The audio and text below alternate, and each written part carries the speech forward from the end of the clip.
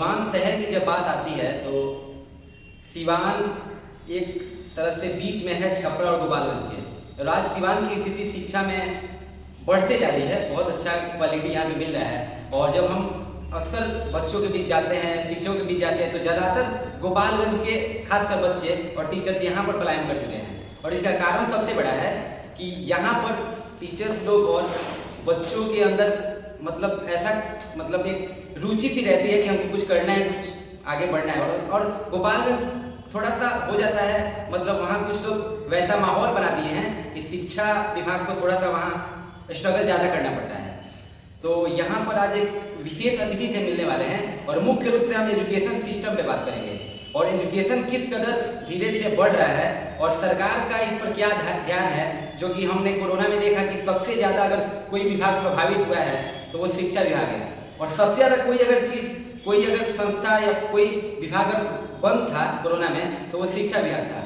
तो सरकार का ध्यान इतना कम इस विभाग पर क्यों है, और अगर क्यों है तो इसका कारण क्या है, और कहाँ तक हम लोग सिवान में अच्छे से सेवा दे रहे हैं। क्योंकि आज एक शिक्षक से मिलने वाले हैं और जब शिक्षक की बात आती है तो बहुत सारे सवाल और बहुत सारे जवाब मिलते हैं हमारे पास, क्योंकि वो बच्चों का मार्गदर्शन करते हैं और उनके पास बहुत सारे ऐसे सवाल के जवाब मिल जाते हैं जो कि अच्छे बुद्धिजीवी नहीं दे पाते। तो सबसे पहले हम स्वागत करेंगे आज अपने विशेष एपिसोड सपनों के सिवान में पीयूष सर का। बहुत बहुत धन्यवाद सुशांत जी। और आपके माध्यम से मैं जो भी हमारे व्यूअर्स हैं उन सभी को नमस्कार करता हूँ कि उन्होंने यंग टीचर को मौका दिया सुनने का। जी। और ये बहुत ही अच्छी बात है कि जिस तरीके से आप सिवान में जो भी विशिष्ट लोग हैं, जो लोग यहाँ पे सिवान की धरती के लिए कुछ कर रहे हैं, कुछ करना चाहते हैं, आप उन्हें जोड़ने का और एक माले में पिरोने का क्या कर रहे हैं, काम कर रहे हैं, ये सबको एक पॉजिटिव एनर्जी देगा कि वो समृद्ध कर सके। तो चूंकि हम लगभग 2 महीने से काम में लगे हैं और अलग अलग क्षेत्र के बहुत सारे लोगों से मिले हैं और मुख्य तौर पर वैसे लोग से मिले हैं जिनका मतलब समाज के प्रति वो सेवा तो दे रहे हैं बट उनका रिटर्न्स न के बराबर है, वो मतलब निस्वार्थ काम कर रहे हैं। उसी कड़ी में अगर आपके नाम का सुझाव हो पाया तो बहुत खुशी हुई, क्योंकि आप हमारे बहुत करीब हैं और एक समय था कि हम लोग एक फ्री जो सिवान में फ्री लाइब्रेरी चलाया उसके साथ भी हमारे साथ आप जुड़े, तो वो सबसे हमारा एक रिश्ता अच्छा बना है।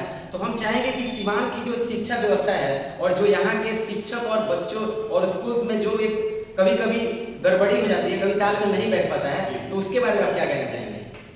देखिए सुशांत, सबसे पहले शिक्षा की अगर बात की जाए तो शिक्षा के मूल अर्थ को समझना बहुत जरूर है ना। क्या शिक्षा का मतलब आज के समय में सिर्फ एग्जाम दे देना और एक अच्छा मार्क्स ला देना यहाँ तक सीमित है, या शिक्षा का जो अर्थ कुछ व्यापक है? जी है ना, इसकी व्यापकता को समझना जरूरी है। हाँ। तो शिक्षा को अगर हम मूल अर्थ देखें शिक्षा का, कि शिक्षा अगर अपने आप में क्या है, तो शिक्षा एक ऐसा माध्यम है जो किसी व्यक्ति के अंदर एक पॉजिटिव चेंज लाए, है ना, जो समाज को आगे ले जाए, जो एक नवीन सोच क्या कर सके, किसी के अंदर डेवलप कर सके, वो चीज शिक्षा है। और इसमें कहीं ना कहीं कुछ कमी हो रही है। जी। आज का शिक्षा जो है वो वैल्यू आधारित ना होकर के मार्क्स आधारित हो चुका है कि हम बस एग्जाम में नंबर डाल दें, जितने ज्यादा नंबर हमारे एग्जाम में आ जाएंगे हम उतने ज्यादा शिक्षित माने जा रहे हैं, है ना। ये इस प्रकार की जो शिक्षा व्यवस्था चल रही है, इसके चलते बहुत सी मूल हानि हो रही है हमारे समाज में। सही बात है। लोग इस सोच का स्तर क्या हो रहा है, गिरते जा रहा है ना। और इसके लिए सिर्फ एक शिक्षक के खड़े होने से नहीं, समाज के हर वर्ग को एक साथ आना पड़ेगा। जो माता पिता है, जो विद्यालय है, उनके बीच में एक संगोष्ठी और डिस्कशन हो इन चीजों के ऊपर, है ना। जैसे मुझे याद है कि मेरी जो प्रारंभिक शिक्षा हुई थी वो महावीर सरस्वती विद्या मंदिर से, है ना। तो वहाँ पे क्लास 6 तक हमारा एग्जाम होता था जिसमें नैतिक शिक्षा का एक पेपर होता था, मोरल एजुकेशन, है ना। उस मोरल एजुकेशन में बहुत सारे मोरल स्टोरीज होते थे, वो हमें पढ़ाया जाता था। और उस टाइम बचपन में बताऊं सुशांत, मुझे उस टाइम लगता था कि क्यों पढ़ाया जा रहा है ना। लेकिन आज वही मोरल स्टोरीज हैं जो जिसके चलते आज मैं आपसे बात कर पा रहा हूँ, यहाँ पे बैठा हुआ हूँ। तो शिक्षा के पहले मूल अर्थ को लोग समझें कि शिक्षा का मतलब सिर्फ और सिर्फ नंबर लाना नहीं है ना। ऐसे भी लोग हैं जो पीएचडी धारी हो सकते हैं, लेकिन वो जब समाज में निकल रहे हैं तो रोड पे थूकते हुए चल रहे हैं, किसी को गाली दे रहे हैं, तो फिर आप सोच सकते हैं कि क्या वो शिक्षा है? नहीं। शिक्षा क्यों आया या शिक्षा का कंसेप्ट ही क्यों लाया गया समाज में? तो शिक्षा कंसेप्ट इसलिए लाया गया, आप सोच चुके, अगर शिक्षा को हम हटा दें, आज से आप 10 साल तक क्या कीजिए, शिक्षा व्यवस्था पूर्ण रूप से खत्म कर देंगे, हम फिर से आने वालों का अलग हैं, फिर से वही जीवन व्यतीत करना क्या करेंगे, स्टार्ट कर देंगे ना, जैसे हम गुफाओं में रहते थे। क्योंकि ये शिक्षा एक माध्यम है जिसके द्वारा जो भी मानव जाति ने आज तक अर्जित किया है ना, वो एक जनरेशन से दूसरे जनरेशन में मूव हो पा रहा है। सही बात है। हमारे डीएनए में वो चीज उसके थ्रू क्या हो रहा है कि इम्पैक्ट इन्वॉल्व हो जा रहा है। इन्वॉल्व हो जा रहा है ना। तो ये चीज समझना बहुत जरूरी है। जैसे मान लीजिए कोरोना काल आ रहा है ना, या अभी बीत गया, या हो सकता है भविष्य में फिर ऐसी चुनौतियां आएंगी, तो हमें पहले से खुद को उसके लिए रेडी करना पड़ेगा। हमको एक वैकल्पिक शिक्षा व्यवस्था बनानी पड़ेगी। अगर ये बोल रहे हैं कि ऑनलाइन शिक्षा की अगर बात कर रहे हैं, तो हमें ये चीज भी सुनिश्चित करना पड़ेगा कि कितने बच्चे उस ऑनलाइन व्यवस्था से जुड़ पा रहे हैं। हाँ। क्या उनके पास वो भौतिक सुविधाएं हैं कि वो उस कनेक्शन से जुड़ पाए, या अगर जुड़ भी पा रहे हैं तो फीडबैक मैकेनिज्म क्या है, क्या वो बच्चों तक वो जानकारी उस तरीके से पहुंच पा रही है जिस तरीके से आप पहुंचाना चाहते हैं, उस अर्थ में कि सिर्फ उन्होंने ऑडियो वीडियो देखा और मालूम चला कि उन तक कुछ पहुंचा ही नहीं है ना। उसका आउटपुट क्या है, उस पर भी सिर्फ ये 6 महीने और 4 महीने की बातें नहीं। एक जनरेशन अगर बिना पढ़े लिखे जा रहा है या उसकी एजुकेशन में कमी रह गई, तो इसका असर आने वाले भविष्य में दिखेगा। सही बात है। तो ये चीज सुनिश्चित करना बहुत जरूरी है, घर वालों के लिए भी, जो टीचिंग फील्ड में है, जो उसके लिए काम कर रहे हैं उनके लिए भी, और जो स्कूल्स में है, तो स्कूल ये पूर्ण रूप से सुनिश्चित करे कि हम वैकल्पिक व्यवस्था क्या बनाए। हाँ। आज के समय में, जैसे पुराने समय में अभिभावक मिलन होता था, क्या चाहिए अभिभावक से मिलिए, बात कीजिए, है ना। तो ये क्योंकि देखिए बच्चा अगर आ रहा है एक स्कूल में 5-6 घंटे बैठ रहा है, या किसी कोचिंग या इंस्टीट्यूशन या ट्यूशन में गया वो 1 घंटे के लिए बैठा, उसके बाद से बाकी टाइम वो क्या कर रहा है। अगर बच्चे इतने कॉन्शियस होते हैं कि वो सारे डिसीजन खुद से ले सकते हैं, तो फिर हमें और आपको बात करने की जरूरत नहीं। तो एक समाज को सही अगर दिशा देनी है तो शिक्षा व्यवस्था सही करना पड़ेगा। उसके बिना समाज आगे नहीं बढ़ सकता है। और शिक्षा व्यवस्था तभी सही होगा जब शिक्षा के मूल अर्थ को हम लोग समझेंगे और उसके लिए सतत प्रयास हो हर स्तर पे, है ना। एक जैसे कैरियर चॉइस की हम बात करें, बहुत से बच्चे होते हैं 10th क्लास खत्म होता है, 10th तक उनका स्कूलिंग चलता रहता है नॉर्मल तरीके से। जैसे ही उनका 10th क्लास खत्म होता है ना, और बारी आती है कैरियर चूज करने की। अब जैसे ही कैरियर चूज करने की बात आती है, तो हम डिसीजंस कैसे ले रहे हैं। हम देख रहे हैं कि उनके लड़के इंजीनियर बन गए, है ना, वो महीने में कमा रहे हैं 2 लाख रुपए, तुम भी इंजीनियर बनो। सही बात है। कोई डॉक्टर देखा, भाई तुम डॉक्टर बन जाओ, है ना। क्या इस बेसिस पर अगर आप डिसीजन लेंगे तो क्या गारंटी कि बच्चा सक्सेसफुल हो। नहीं। शिक्षा कहता है कि अगर हम शिक्षण विधि की बात करें तो हम बोलता है, वहाँ पर बात बताया गया, हम लोग जब बीएड कर रहे थे वहाँ बताया गया कि आप बचपन काल से ही, जो बाल्य अवस्था है उसी काल से आप देखिए कि बच्चे के अंदर इनहेरेंट टैलेंट्स क्या है। स्किल सिर्फ रीडिंग राइटिंग में नहीं हो सकता है, स्किल बहुत सारे फील्ड में हो सकता है। आज अगर विराट कोहली खेल रहे हैं और उन्हें हम लोग देख रहे हैं, बैठ के ताली बजाते हैं, आज अगर विराट कोहली के माँ बाप ने उनको रोका होता कि नहीं तुम क्या करो, जाके स्कूल में पढ़ाई करो, तुम्हें बैट नहीं उठाना है, तुम्हें बॉल नहीं उठाना है, नाम नहीं निकाली जाता, तो आज विराट कोहली को कोई नहीं जानता है ना। तो ये मौका मिलना चाहिए एक व्यक्ति, अगर क्योंकि हर व्यक्ति का अपना व्यक्तित्व है ना, और बाल्यावस्था के बाद से उसकी फॉर्मिंग स्टार्ट हो जाती है।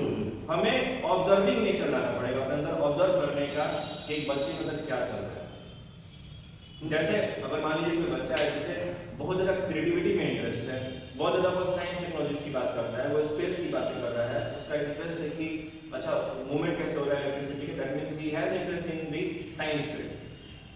वो अगर उस फील्ड में आगे बढ़े तो बेहतर करेगा, है ना। लेकिन अगर कोई बच्चा ऐसा स्तर पे आ चुका है कि 10वीं क्लास के बाद से अब उसका इंटरेस्ट ही नहीं आ रहा है, उसे डर लगना स्टार्ट हो गया है ना, तो नो डाउट वहाँ पे उसको कैरियर चेंज करना पड़ेगा। इसी फील्ड में आपका कॉमर्स भी आता है। तो कॉमर्स क्या है कि आज के टाइम में अगर जो भी व्यापारिक व्यवस्थाएं चल रही है ना, कुछ भी आप बना लीजिए, वो अपने आप मार्केट में बिकने वाला नहीं। आज के टाइम में जैसे अगर आप नाइकी का जूता खरीद रहे हैं या पूमा का जूता खरीद रहे हैं ना, वो आप क्यों खरीद रहे हैं, क्योंकि आपके अंदर एक सोच डेवलप किया गया कि ब्रांड है, एक अलग उसकी पहचान डेवलप की गई है। और ये पहचान किसके द्वारा हो रहा है, कॉमर्स के द्वारा हो रहा है। या जिन बच्चों को इंटरेस्ट है पैसे के फील्ड में, जिनको नंबर्स के बारे में बात करना पसंद है, जिनको पसंद है कि एक मार्केट कैसे चल रहा है, एक बिजनेस सेटअप क्यों बेहतर कर पा रहा है, क्यों नहीं कर पा रहा है, ये सोच को समझ पा रहे हैं, क्योंकि कॉमर्स जो क्रिएटिविटी के साथ है, जिनको पेंटिंग में, आर्ट्स में, है ना, इंटरेस्ट है, वो उस फील्ड में जा सकते हैं।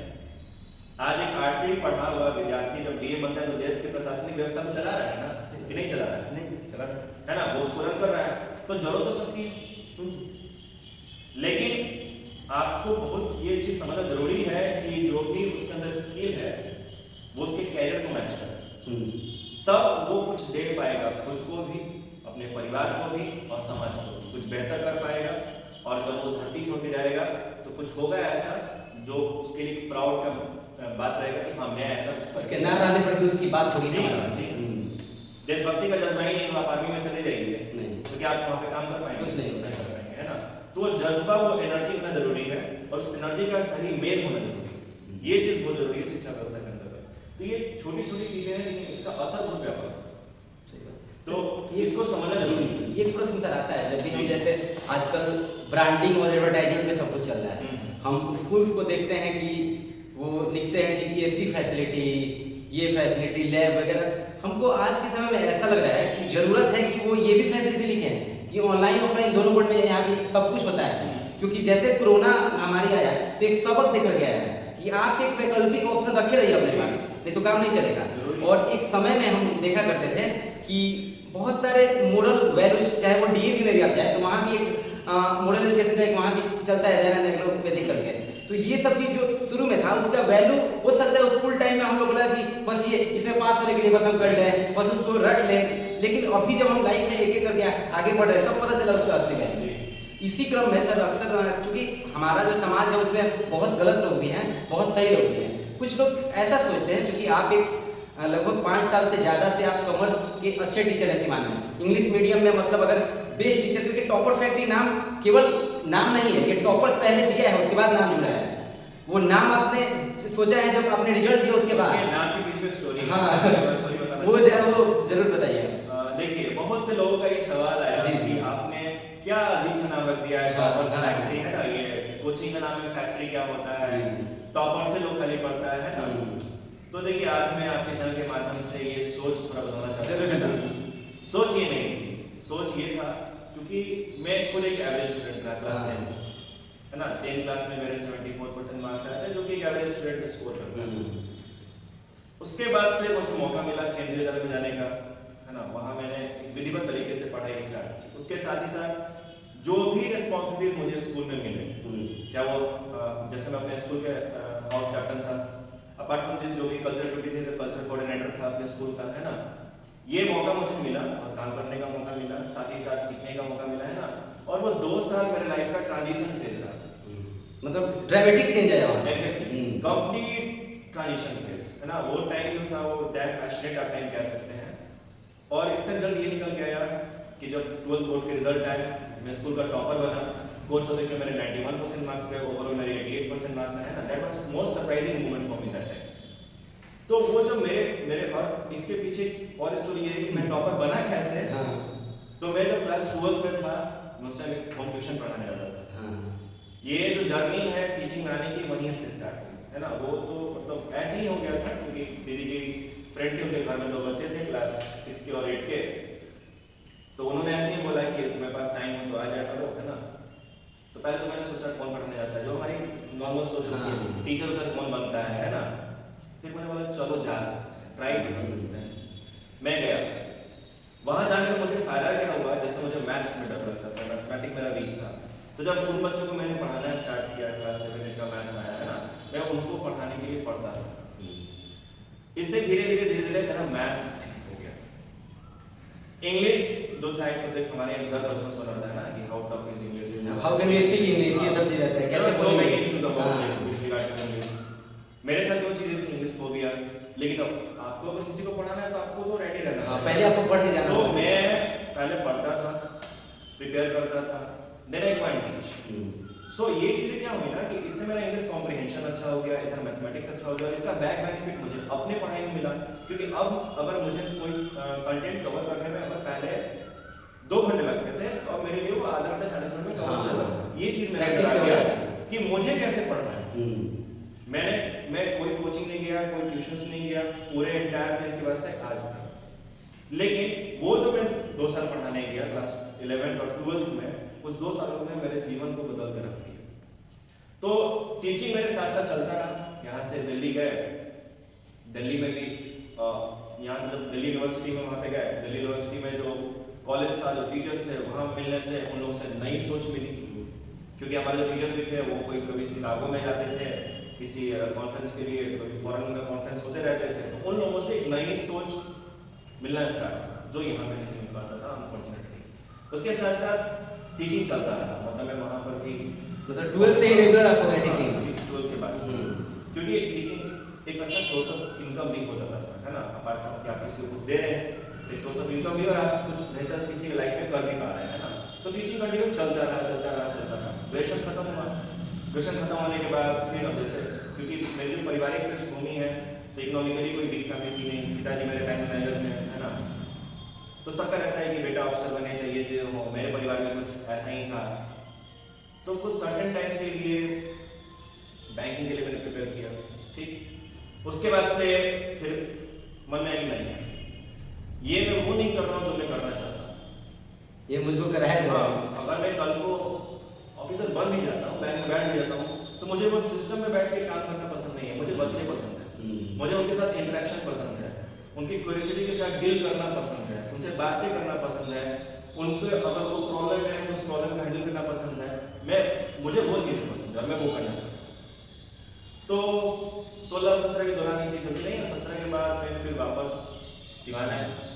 मैंने यहाँ पे इंस्टीट्यूट सेटअप करा। इंस्टीट्यूट सेटअप करने के पहले एक इंसिडेंट हुआ कि केंद्रीय विद्यालय में मेरे एक फ्रेंड की सिस्टर पढ़ा करती थी, ऋषिता पराशर। हाँ, तो उन लोगों ने बोला कि मतलब थोड़ा हेल्प कर लीजिए, पढ़ा लीजिए ना। लास्ट मोमेंट में रिया को मैंने पढ़ाया 2 महीने। 2 महीने पढ़ाने में क्या हुआ कि वो स्कूल टॉप कर गई, केवी, है ना। वो स्कूल टॉप कर गई, उसका आंसर और एक्चुअली मतलब प्रोफेशनल लेवल पे काम करने का भी कोई प्लानिंग नहीं था, लेकिन ऑल ऑफ सडन क्या हुआ कि बच्चे उठ के आ गए कि हमें भी अवसर मिल गया, है ना। तो उसके बाद से क्या हुआ कि मैंने सोचा यार क्या करूँ, एक बच्चे को पढ़ाने के बाद नहीं पढ़ा लो, है ना। अचानक से 15-20 बच्चे उठ के आ गए। मैं बोला चलो ठीक है, अब टाइम नहीं, तो मेरे घर पे ही चेयर्स लगाए, बोल रहे यार पढ़ाना स्टार्ट। हाँ, नहीं बस पीछे हाँ, घर पे उस साल भी ऐसा चला। और उस साल क्या हुआ कि वो लड़का डिस्ट्रिक्ट टॉप कर गया सीबीएसई में। वो लड़का ऐसे ही डिस्ट्रिक्ट टॉप किया, तो उसके बाद से जो भी स्कूल से, डीएवी से, केवी से, महावीर से बच्चे अपने आप आना स्टार्ट हो गए। तो धीरे धीरे ये प्रोफेशनल सेटअप में कन्वर्ट हो गया। तो ये जो टॉपर्स फैक्ट्री का स्टोरी है, हम लोग कहीं से ये नहीं कहते हैं कि भाई हम टॉपर बना देंगे। मेरा ये मानना है कि हर व्यक्ति के अंदर एक टॉपर है। हाँ, वो हो सकता है किसी दूसरे क्षेत्र में, लेकिन वो टॉप करता है। तो एक शिक्षक का जो काम है, वो काम है वो जो हिडन टैलेंट है उसको बाहर निकालना। उस तरीके से हम लोग टॉपर बनने की कोशिश करते हैं कि हमारा बच्चा 60% ही लाए, लेकिन जीवन में जब वो उठ के जाए ना, तो जीवन के लड़ाई में हमेशा टॉपर है। वहाँ पे वो नहीं गिरे, वहाँ पे वो पीछे नहीं हटे, है ना। वहाँ पे ये नहीं कि अगर कल कोई प्रॉब्लम आ गया तो वो हिम्मत हार के बैठ जाए। 2 साल हम लोग हिम्मत भरने का काम करते हैं, क्योंकि अगर आप हिम्मत किसी के अंदर भर दोगे ना, तो कहीं भी जाके खड़ा हो जाए। उसके लिए आपको फिर कुछ करना नहीं है, सोचना नहीं। बहुत बड़ा बात तरह बोले। और ये जो वाकई में अगर एक शिक्षक हैं आप, और या फिर आप एक स्टूडेंट हैं, तो ये वीडियो बहुत जरूरी है आपके लिए, क्योंकि यहाँ जो बात हो रही है ना, वो जो कि इंस्टीट्यूट है तो बिजनेस की तो बात हो ही नहीं रही। सबसे पहले यहाँ बात हो रही है रियल जो फैक्ट बच्चों के अंदर सर ने इतने 7-8 साल से झांक कर देखा है, और उसमें से हिडन जो टैलेंट है उनको सीक्रेट सुपरस्टार बनाया है, वो सबसे बड़ा चीज़ है। और यहाँ पर जब हम बात करते हैं, आज के अधिकतर शिक्षक वैसे ही हो गए हैं, क्योंकि हम आपका प्रोफेशन को नहीं पूरा कर रहे हैं। मतलब लोग हो गए कि पैसा तो तुम पढ़ो ना पढ़ो फर्क नहीं पड़ता, लेकिन उसी क्रम में जब आपके जैसे लोग का विचार जब मिलता है हमारे सामने, तो एक लगता है कि चलो भाई, हमारे जिले में कुछ लोग हैं, कुछ लोग ऐसे हैं जो आज भी बहुत बड़ा सोचते हैं। उनको कुछ बच्चे जो गरीब हैं वो फीस दे या ना दे, लेकिन उनके अंदर मैंने बहुत पहले फेसबुक पे पोस्ट भी करा था इस रिगार्ड में कि अगर शहर में कोई भी ऐसे बच्चे हों जिनकी आर्थिक स्थिति बहुत खराब है, वो कॉमर्स में परस्यू करना चाहते हैं, कैरियर है ना, और उनमें पढ़ने का लगन हो। मैं ये बात फिर से मेंशन कर रहा हूँ, पढ़ने का लगन। यूं ही कोई तो पता चल जाएगा, पेश करेंगे। अगर आप रेडी हैं, अभी स्तर से they are welcome for free. ये बात मैंने फेसबुक पे भी, अब मेरे आगे ऐसा नहीं कि पहली बार बात कर रहा हूँ, लेकिन अब जानते हैं कि सोशल मीडिया जो लोग भी चला रहे हैं, जिन लोगों की हम लोग बात कर रहे हैं, वो लोग उस स्तर पे जीवन जी रहे हैं जिनके घर में फोन भी नहीं है। तो उन तक मेरी बात शायद ना पहुंच पाई हो, या कोई पहुंचाने वाला फिर से एक माध्यम से, है ना। तो मैं आपके माध्यम से ये बताना चाहता हूँ कि देखिए, कोई भी अगर ऐसा विद्यार्थी है, ठीक है, तो वो यहाँ वेलकम है। इवन देखिए, हम लोग ये भी कोशिश करते हैं कि जैसे मेरे कुछ स्टूडेंट हैं, मैं उनको कितनी बार बोला कि देखो, मैं तुम्हें फ्री में नहीं पढ़ाऊंगा, लेकिन मैं तुम्हारे लिए ऐसा अरेंजमेंट कर दूंगा कि तुम पढ़ भी सकते हो, मुझे फीस भी दे सकते हो। जैसे मैंने बहुत सारे स्टूडेंट को होम ट्यूशन दिलवा दी। अब इससे क्या होगा कि महीने में उन्हें 2-3-4 हज़ार रुपये आ गए। अब वो एक यहाँ पे क्या है ना कि अब उसके अंदर ये नहीं आएगा कि आप किसी के अंदर झुक के मतलब ये करो, है ना। वो मुझे भी पे कर रहा है और वो अपने भी लाइफ को पूरे स्वाभिमान के साथ लीड कर रहा है। तो ये चीज़ क्या है ना कि धीरे धीरे धीरे धीरे उसके साथ चलने लगा, तो वो कभी उसको झुकना नहीं पड़ेगा। तो ये कोशिश भी हमने की। इसके साथ साथ मेरी और एक प्रयास है, अभी मैं उसमें लगा हूँ कि सिवान में जो भी छोटे ऑफिसेज वगैरह हैं, जो भी बिजनेस सेटअप यहाँ पे है ना, ऐसा कोई बहुत बड़ा बिजनेस सेटअप तो हमारे यहाँ नहीं है, तो वहाँ पे जो भी अकाउंटेंट या कॉमर्स रिलेटेड अगर कोई जॉब है, काम है 5,000 8,000 रुपये का, उन बच्चों के लिए जो इकोनॉमिकली बहुत वीक है या जो पैसे के किसी कारण से आगे पढ़ाई परस्यू नहीं कर पा रहे हैं, कम से कम उन बच्चों के लिए हम लोग प्लेटफॉर्म क्रिएट कर पाए, ताकि ठीक है एक जनरेशन में मान लीजिए कुछ प्रॉब्लम सॉल्व होगा तो उसके बाद जनरेशन में कुछ और बेहतर होगा, समाज इसी तरीके से तो आगे बढ़ेगा। तो प्रयासरत तो रहना ही पड़ेगा। जरूर जरूर सर, क्योंकि बात पे तो बहुत सारी हुई, एक बस लास्ट मैसेज आपको हम चाहेंगे अपने चैनल के माध्यम से पूरे दुनिया के लिए। देखिए पूरे दुनिया के लिए मेरा मैसेज यही है कि आप कोई भी कार्य कर रहे हैं तो आपको क्यों शब्द अपने माइंड में लगे। हाँ, हम ये क्यों कर रहे हैं। आज अगर मैं पढ़ने जा रहा हूँ तो क्यों जा रहा हूँ, ये क्यों सुबह और ये क्यों रात में, जैसे दवा का गोली में खाते हैं ना, ये दो क्यों अगर आप खाएंगे ना सुबह और शाम में, तो आपके जीवन का 80% प्रॉब्लम सॉल्व हो जाएगा। जैसे अगर आप आज निकले हैं सिवान में, आप लोगों से मिल रहे हैं ना, तो अगर आपके मन में कोई उद्देश्य नहीं है कि मैं ये क्यों कर रहा हूँ, आपके मन में कहीं ना कहीं उद्देश्य है कि आप सिवान में जो भी हिडन टैलेंट्स हैं, जो भी लोग हैं, जो भी सोच है, एक पॉजिटिव इन्वायरमेंट आप क्रिएट करने की चाह रख रहे हैं और आप इस काम के लिए आगे बढ़ रहे हैं ना, इस क्यों के साथ आप आए हैं, तो ये आपको एनर्जी दे रहा होगा। बिल्कुल बिल्कुल, वो ऐसा होता है कि रात में नहीं सोए ना, फिर भी नहीं पता चलता, नहीं सो पाओगे। हाँ होता है, ये चीज की तलब आपके अंदर आ जाएगी।